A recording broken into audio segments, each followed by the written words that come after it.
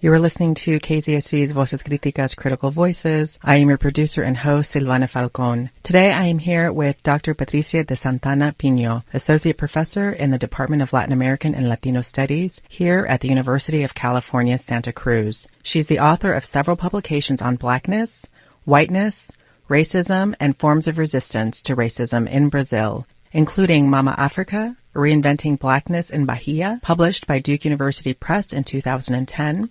Her latest book is called Mapping Diaspora, African American Roots Tourism in Brazil. This is forthcoming this year, published by the University of North Carolina Press. This book examines the construction of Black transnational solidarity within the geopolitical context of the Black diaspora. Pinho is a native of Salvador, Bahia, and has a PhD in social sciences from the Universidade Estadual de Campinas, UNICAMP, located in Brazil. I've invited her to talk to me about the current political situation in Brazil. Welcome, Patricia, to KZSC's Voces Criticas. Thank you so much for having me. Brazil is currently experiencing a political crisis of epic proportions right now that seems to have started with the ousting of former Brazilian President Dilma Rousseff. She served her first term as president from 2011 to 2014, winning her re-election for her second term, which started in January 2015. She was not able to complete this second term, however, due to her removal from office in August 2016. Would you describe President Rousseff ouster as a coup, and why or why not? Yes, I think the current political crisis can, in fact, be seen as a continuation of the coup that ousted President Dilma Rousseff in 2016. But some analysts are also arguing that we can also see this crisis as a continuation of a process that started even earlier, which is the so-called Mensalão scandal that happened in 2005 during Lula's first term in office. The Mensalão roughly translates to a kind of monthly allowance, a kind of votes for cash scheme, in which supposedly clandestine payments were made by the Workers' Party to congressional allies in return for support for its legislative agenda. And then as a result of that, several important leaders of the Workers' Party were sentenced and some are serving time in prison. I think there are several elements about the Mensalão crisis, the Mensalão scandal, that relate to the current political crisis. Number one, it started right during Lula's first term in office, and it was a big blow to his presidency. Some people thought he wouldn't even make it to the end. And in a way, it can be seen as the beginning of the defamation campaign against the Workers' Party. Ironically, though, Lula's popularity recovered so much that he was able to be re-elected, and not only that, he elected Dilma Rousseff, his hand-picked candidate, twice. By the end of his second term, he had an astounding 80% popularity rate. And he remains to this day Brazil's most beloved, I would say, even though by some sectors also hated, but definitely the most popular politician in Brazil. I think a second element that also connects the present crisis to the Mensalão is the role played by the media. It's important to keep in mind that in Brazil, 5 families control 50% of media outlets. And not only that, but they control different kinds of media. So you have the same 5 families controlling newspapers, TV channels, radio stations, websites, etc. They really have the tools of hegemony in hand, and that's very important to keep in mind. And then the third element that is also a point of connection between the Mensalão and now are really the double standards that have been used to criminalize the Workers' Party. So corruption has been pretty much widespread in Brazil. The question about the coup is such an important question as well, and it generated a lot of debate in Brazil as to whether we should call this process a coup, and I have no doubt that it is. And the use of the term, of course, generated a lot of controversy in Brazil, especially because we have gone through a military dictatorship. So we didn't have a military coup with soldiers, with war tanks on the streets. So the impeachment proceeding really pales in comparison to that. But if we think of a coup as an illegal or illegitimate seizure of power, this whole process is undeniably a coup. And there are so many elements that prove that. One of them was the very pretext that was used to impeach President Dilma Rousseff, is that supposedly she was carrying out what is called budgetary maneuvering, which in a nutshell really means the government borrows money from itself, like from governmental banks, to pay off debts in order to meet budgetary deadlines. Approximately 26 governors in different states in Brazil were also involved in that kind of practice. There's absolutely nothing criminal about it, even if one may consider it not ideal. And not only that, after the impeachment was completed, Congress that voted to impeach Dilma Rousseff actually voted to make that practice no longer illegal. And then several other elements that also have been used to prove the fact that this is a coup. Number one, Michel Temer, in a visit to the United States, in an interview to journalists, he actually literally said, well, the former president was impeached because she was not on board with our project called A Bridge to the Future, which is a ridiculous, hypocritical name to begin with. But he literally explained why she was impeached. And then he was also caught on tape endorsing bribes. 2 votes have gone through Congress to either open up an impeachment proceeding against him, since there is evidence, including videotapes that show literally suitcases with money that belong to Michel Temer. And the same Congress that voted for Dilma Rousseff's impeachment has voted to deny the opening of an impeachment proceeding for Michel Temer. And let us not forget, 2/3 of the members of Congress are under corruption investigation. I wondered if you could talk a little bit about the role of sexism, being that she was the first woman president of Brazil, how that played a role here in her ouster. Oh, it played a very important role, no doubt about that. The defamation campaign against the Workers' Party that I was referring to before, in a way, made it easy to attach onto Lula the image of corruption, because Lula is someone who comes from a very poor background. So it's really this, that stereotyping of the poorest criminal. And we can also trace a parallel to how easy it was to demonize Dilma for her being a woman, and not only being the first female president of Brazil, but being a woman without a man by her side. She is actually divorced. Ex-husband passed away last year. They remained friends for life. And he was also an underground activist with her at the time. And just the way the media portrayed Dilma as out of control, as distraught, nervous, having breakdowns, and even hysterical in the sense of having hysteria, really. And then attached to those representations, to the textual representations, there are the visual ones. So I remember clearly a photograph of Dilma on the cover of Folha de São Paulo, one of Brazil's major newspapers, in which her picture was right on the cover, right at the top, and there was a fly on her forehead. And that was, a way of saying she is worthless, that even flies sit on her forehead, And then, it's actually quite painful to describe this as a feminist myself, but we have to tackle sexism by describing it. And at one point during her second presidency, there was an increase in the price of gas. And so someone, nobody knows who, created a car sticker, which was literally an image of Dilma with her legs spread open. And the car sticker was created in a way that it was supposed to be attached on the gas tank. So every time somebody filled the gas tank, somebody would be basically raping her. I saw many cars circulating with that image. It was just horrendous. But that's just one of the many examples of how sexism played a role in also bringing her down.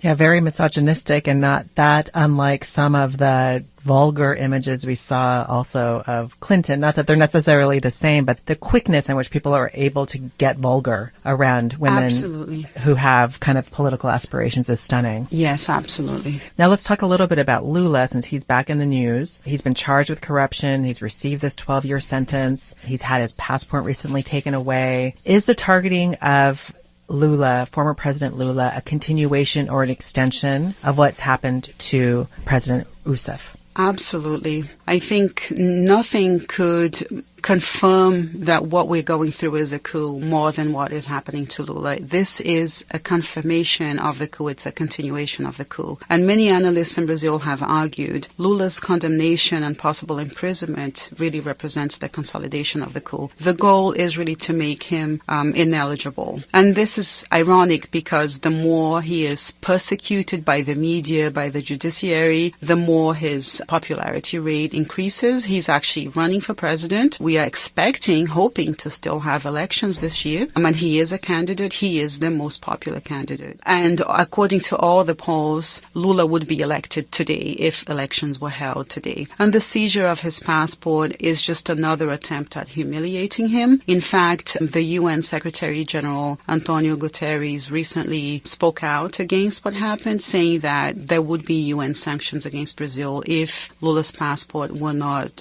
returned to him.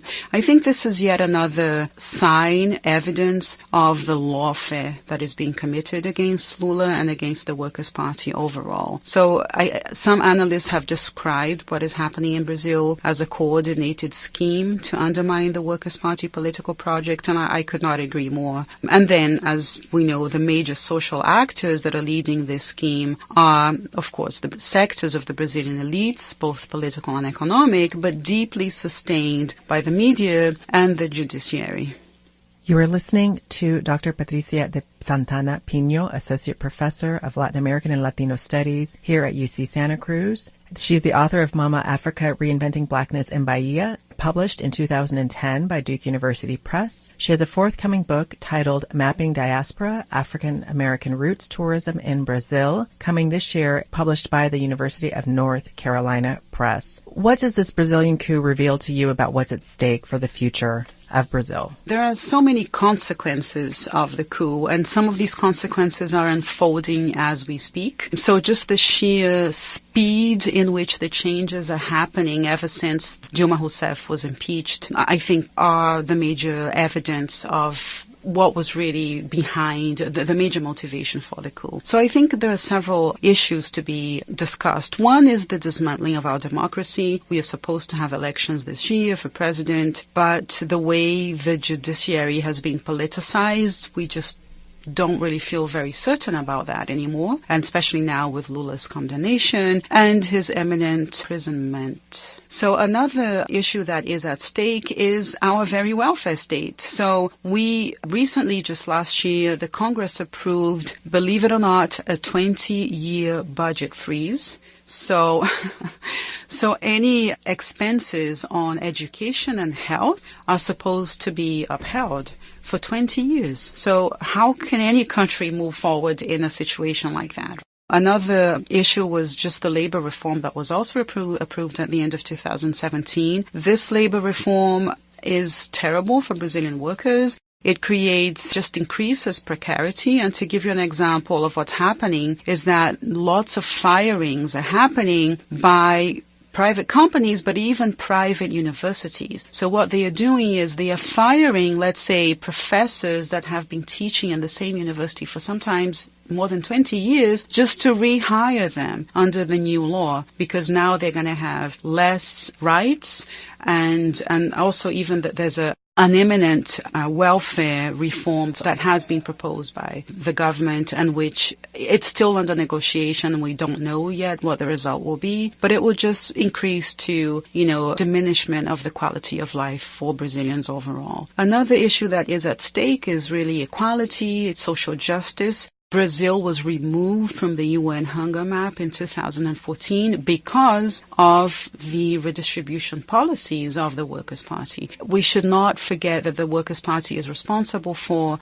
uplifting approximately 40 million Brazilians out of poverty. The number of university students increased significantly. The number of black students increased in over 300% in Brazilian universities. So all of these really significant, important social changes have also come with a backlash, especially from the so-called traditional middle class, who are unhappy because they have to rub shoulders with the children of their domestic workers. They have to, go on airplane rides with construction workers, people who they look down upon. So there's been a significant social change in Brazil, and a lot of the dissatisfaction of the middle class, the traditional middle class, is because of the ascension of the so-called new middle class. Brazil is now returning to the UN hunger map. That is in a year of the coup government. What takes a lot of time to build can be very quickly destroyed. So that's something that we are really facing right now. And last but not least, waste our sovereignty. So our state-owned gas company, Petrobras, is really at stake. Enormous amounts of oil fields are now being actually put under control of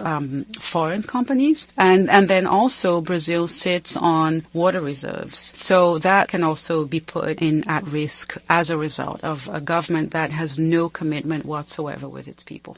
You also are a scholar of resistance movements. Can you tell me what you're seeing here in terms of resistance to all that is happening right now in Brazil? People are resisting fiercely, I would say, and in many different ways. Marches, protests, strikes, occupations of governmental buildings, intense use of social media, as of course happens elsewhere. There are some very important social movements in Brazil. The landless movement, which has always been very connected to the Workers' Party, continued to stand in solidarity with the Workers' Party. And then it's interesting that we've seen a growth of the homeless movement. So you have the landless, the MST, and the what is translates as the roofless, Movimento do Sem Teto, the MTST, which are actually more associated with the PSOL, which is a more to the left party than the Workers' Party has become. But all of the leftist parties in Brazil have spoken out in favor of Lula's right to run as a candidate, and they have all denounced the coup. So there is a consensus among the left that we are living a coup in Brazil. Of course, a lot of expressions of international solidarity, people like Noam Chomsky, Tony Negri speaking out in favor of Lula, denouncing the coup scheme. And so we also see in the context of Brazil itself an intense multiplicity of social actors, which is great, but I think also some fragmentation, which is a bit concerning, because I think, with this whole anti-establishment bias that also we see occurring in the United States, and what was the result of that, right? That definitely means that it creates space for novelty, and novelty can mean good, it can mean bad, right? So it really opens up a vacuum in many cases that can be filled by politicians that may not have been politicians before and that have their own agendas, which are not really progressive agendas, as we see happening in the case of the United States right now. So yeah, I think it's very important to consider this anti-establishment and even anti-political party bias that's kind of widespread around the globe right now. As a wrap-up, could we talk a little bit about what it feels like to witness all of this happening from such a distance? You are living right now in the United States. You are trying to sort of keep updated on everything that's happening in Brazil. So what does it feel like to be located here in Santa Cruz, California, and seeing what's happening to your country? It's very difficult, emotionally draining. I think social media helps as a way of being in touch with, family and friends and also to kind of get a sense of what's happening on the ground in ways that you don't get from reading newspapers. So I think in a way it complements reading the more conventional press. But yes, it's very, very difficult. You were recently in Brazil. So what were people in your family and your community circle saying about what was happening in terms of the political turmoil? A lot of the people I spoke to, like my circle of friends and my close family members, I think we are kind of on board, really. So I think there's a consensus that what is happening is a coup. It's really interesting to see how working class folks, even if they are not connected to political parties or to social movements, they are so aware, at least the people I've spoken to, domestic workers, women that work in hair salons, they are just very aware of what's going on. And they are just big fans of Lula. And they really understand what happened as something that was motivated by an anti-poor bias. So as poor people themselves, they are very aware of our classist, racist, and sexist society and the biases that have acted against their own lives. So they're very aware of that. So I think a lot of their understanding comes from their lived reality. It's not necessarily the result of engagement with social movements or political parties.